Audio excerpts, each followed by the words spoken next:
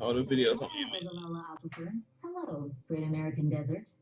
If America's breadbasket keeps pumping the Ogallala Aquifer, they could make the water-scarce desert environment of Mad Max Fury Road a reality.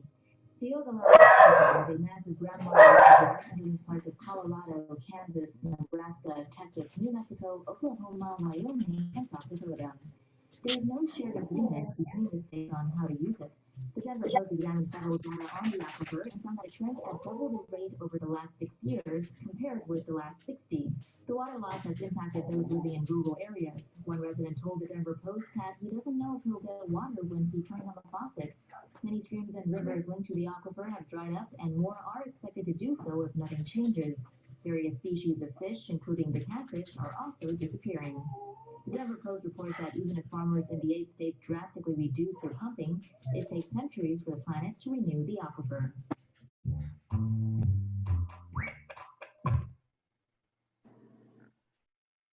This is the People's Water Board Coalition Water Wednesday webcast for September 28, 2022. Welcome, welcome, welcome, beloved community. We are back again with yet another installment of the People's Water Board Coalition Water Wednesday webcast. Right now, we're awaiting our guests to arrive. I believe they may be having some technical difficulty. And so we're just going to go on with the show. And when they pop on, we will announce them and take it from there. And thank you for your patience and continue viewership. Today we're talking about a dire issue. I pose this question to the viewers. Our water sources are usually from underground aquifers. What would you do if you received a notice in the mail saying that your aquifer was drying up and you wouldn't have access to water because there would be no water to have access to? What would you think? What would you do? It's such an urgent thing. It's especially because it's happening all over the country. When I realized the size of the Ogallala aquifer and that it went through like 6 different states, and it also services 80%, like 70 to 80% of people that live in Kansas. Like that's Absolutely. it's a really dire issue when the water's being used in such a way that it's just drying up. And then another stark reality of it was when I was reading about it, that it would take 6,000 years. That's how big this aquifer is. That it would take 6,000 years to replenish it. So that's a stark way of saying if it dries up, there's no fixing it. Like, that's the end. Soon, right? It's the end of it. Do you want to talk a little bit about what some of the reasons why the water's drying up? I know that there's like agricultural reasons. I know you did a lot of research, and we were supposed to have the best that you can. But the major reason I found is it seems to be a lot of overusage by not just agriculture as a whole, because of course local farmers and whatnot utilize the aquifer. But when I say agriculture, I want our viewers to understand that I'm talking about big agribusiness. Yeah, big corporations. They're big corporations in the farming industry that provide food for the masses and are connected with the USDA.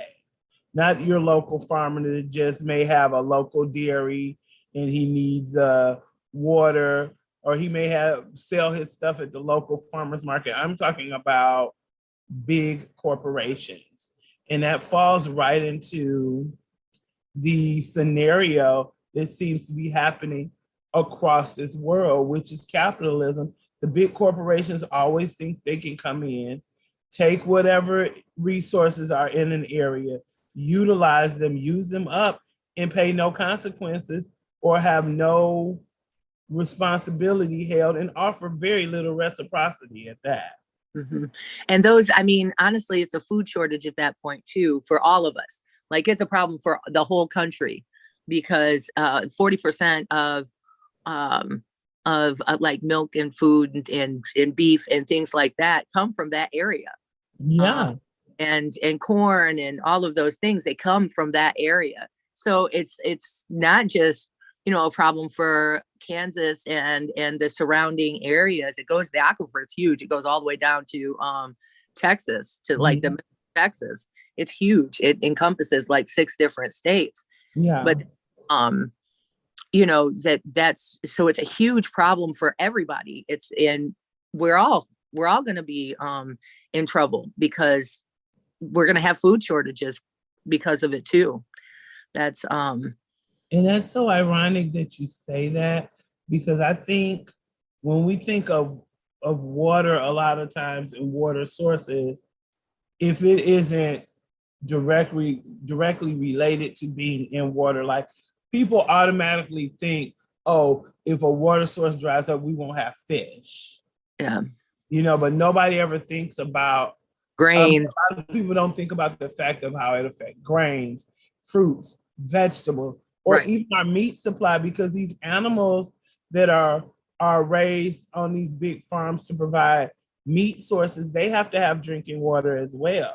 Yeah. And they use ungodly amounts of water just keeping the places clean because they're so right. They utilize the grains farming practices are terrible. Animals. Yeah, they use ungodly water for so much. Yeah, last week when we were talking to Efren, he was talking about all the nitrates and stuff that ended up in their water, their water plant there at the prison, which is why they stopped using that water. And it was from all this runoff too. So you've got to think that because of all that industry, not only is it is the water drying up, but the water that is there is probably contaminated. Exactly. And it's because that's part of it, right? Yeah. All of the farming and stuff that goes on around it. I mean, it's all connected, and everybody, so it seems to be like just a really, really dire, scary situation. And I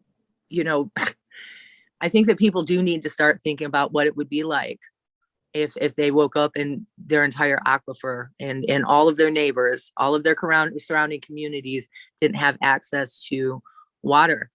And the worst part about it is they're asking the people to lay off of the water to supposedly, yeah. But they're not asking the big ag companies that was pretty stark in the research that I did too, or that I read. Definitely.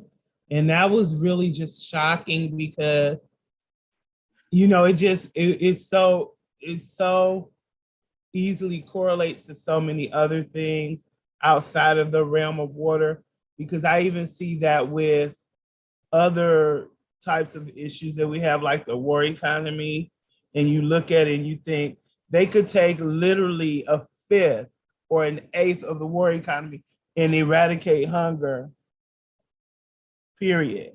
But they fix the water infrastructure. Yeah. And fix the water infrastructure. Right? Probably less than an eighth. I don't know how to break it down, but probably an iota of what they spend and fix the water issue. But they send Israel a year alone, they could fix the water infrastructure. Literally what they send Israel to kill black or brown people, Palestinians, right?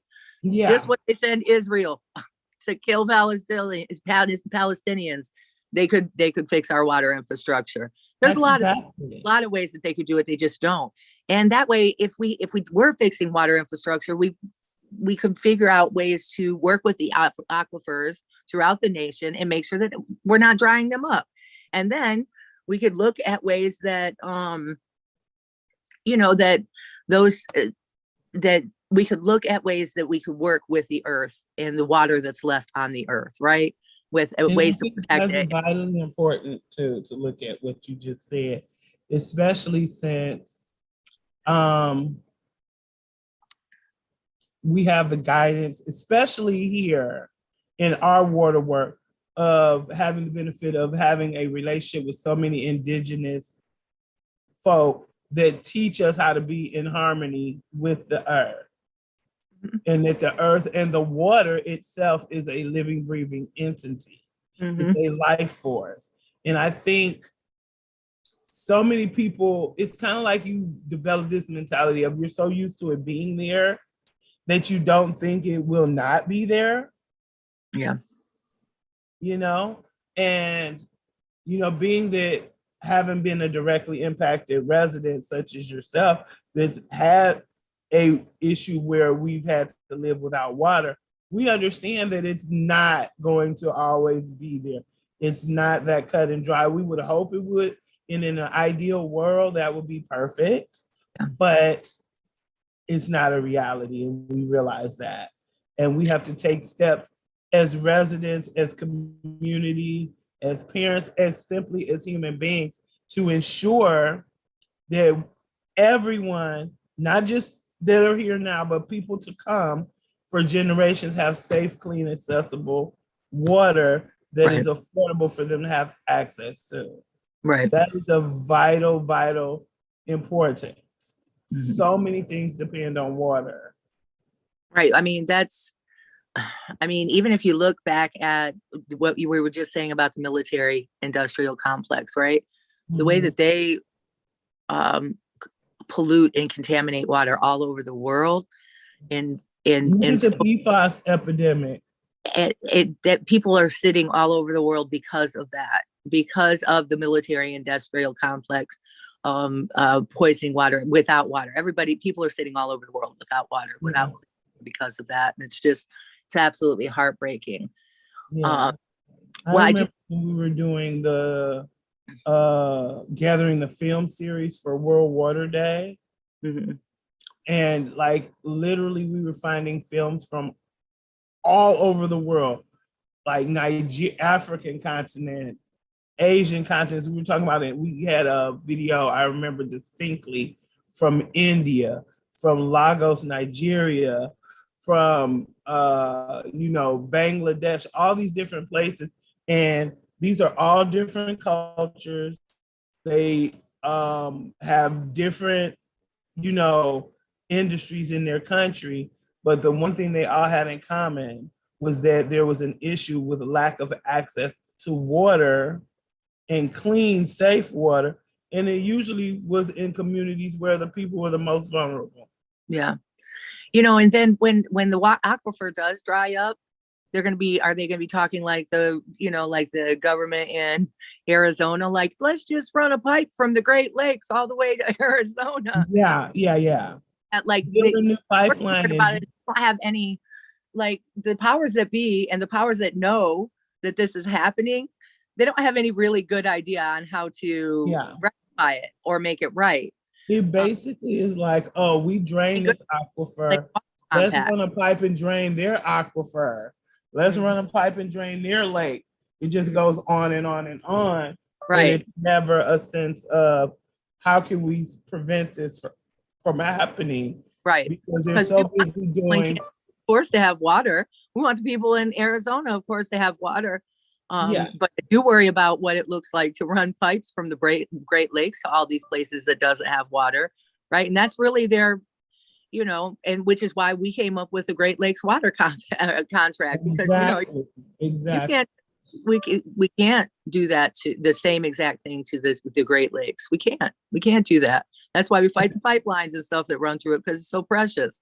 And I've even heard people say, well, they agree with the Great Lakes Compact, and they're like, well, if people in other states are without water and they need water, they should move to Michigan. But that's going to happen no matter what. I already see. People need to also realize that's not an end all to be all solution, because if all the other people from other states start moving to Michigan, what happens when Michigan is overpopulated? And then it causes aquifers here to run dry because we have this huge population spike with more people using water. It would, instead of doing that, we're already running dry because of Nestle and because of bottled water companies. So our aquifers are already running dry. the Great Lakes really is the only solution for this. And we're going to have to figure out a humane way of protecting it and taking care of each other. In the middle of climate crisis, we're going to have to figure out what it looks like to take care of each other. And nobody's coming to save us. And they're certainly not coming to save our water. So it's something that we have to do, because you're talking about climate refugees, right? They didn't have anywhere to go. They didn't have any water, right. Or, they were living in extreme poverty with no water, all of these things. So you've got climate refugees that we're going to, as a society, have to take care of. And you know what frightens me most about that is, what if states that have access, the Great Lakes states that have access to all this water, decide to do like they often do with refugees from other countries and say, well, these refugees can come in, but these refugees can't come in. Well, that's why we have to save us, right? That's why we have to do it, because we're the people who we love. We're lovers. We love each other, and we have to take care of each other, especially in these moments, which it's going to be very interesting to me to see how this plays out. And I really wish that our guest was able to be here, and hopefully we'll be able to have her back on, because I do want to know how it's impacting people on the ground. It has to be like people must be really, really scared. It's got to be bothering people's mental health to not know when the water's going to dry out, and how they're going to have access to water. If it dries out through all those states, you're literally going to have to pick up and move.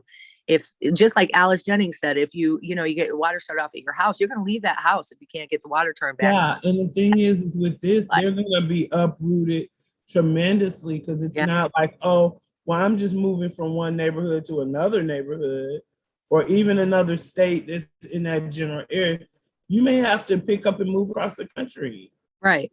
And if you don't have any money, you sit there without water and die. Like, that's it in a nutshell. Right. And that's the fear, because that's not acceptable.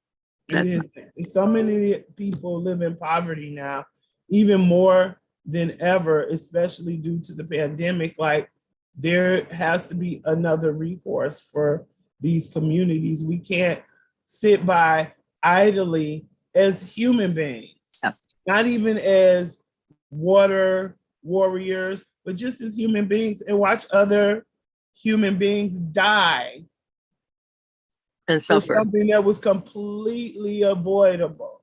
Yeah. This isn't an illness or a disease that's ravaged them that we because we're not medical professionals can say, well, we don't know what treatment to give you. This is people simply dying from dehydration and lack of access to water that is safe and clean. Yeah. And the government's only thing that they're telling them is to conserve water. Well, how do you do that on hot days and things like that? That's just, you're talking about not getting the water that you need, and that makes you sick. And it's just not. How do you do that if your doctor tells you to stay hydrated for some reason? It could be a medical need. What do you do if you have to? How do you conserve water when you have an infant in your home and you have to make formula? Yeah, it's really sad. It is. And I can imagine the panic that's going on, because even though it's not completely drained at this point, some people are very proactive thinkers instead of retroactive thinkers. So I can imagine that people that can afford it in that area are probably already bombarding and contributing to corporate greed by just constantly buying bottled water and stacking it away, similar to what they did when the pandemic hit. Yeah, I mean, I would imagine that with people who could afford it, that's what they would do. That's what they would do at this point. Well, I really hope that we're able to get Linda back on the show. I'm not sure what happened, but hopefully she's okay. And we're able to talk about action steps and ways and I want to talk about what's happening on the ground with the people and how they're being affected, because that's not something that we can speak on. We've only read and did research on it. So we want to know, and we also want to know what action steps that people can take to help the people in Kansas right now, but also what does global solidarity look like? So I'm really hoping that that we're able to get her booked back on the show, and I do hope that she's okay. Thank you everybody for tuning in with us today and hearing about this. You can do your own research. You can check this out. We're going to put some of our research stuff on our page so that you can read about it and find ways to help and get involved. It's a really, really scary situation. It's going to affect us all. So yeah, any last thoughts on that, Nicole, before we go? I just, I hate to sound like a bitter Betty, but this is important. We need people, whether you're affected directly or not, to try to get involved. Any little small thing you can do to help someone else or help ensure that others have access to clean, affordable, safe water is a move in the right direction. You may think that you don't know what to do or that it's impossible for you to get involved, but trust and believe me, you may not be a full-fledged activist fighting for this on a daily basis like we do, but any little small amount of assistance, even if it's just getting a case of bottled water. Small thing is a lot of things, right? Yes. A lot of people doing small things and making small things. And that's one thing that people can always do. They can always like bombard their representatives, their state representatives. Like we want water infrastructure. We want our aquifers protected from bottled water companies and big agricultural companies. And we want our water infrastructure fixed. We want it fixed. Everything else, we want it fixed. And like, especially not always. Only that, but always, if you talk to your representative, state or local, push for water affordability. That's right. Water should be affordable and accessible for everyone that is alive. That's right. Right. Well, until next time, my friends, take care of each other, call on each other, share what you have with each other, and try to stay afloat.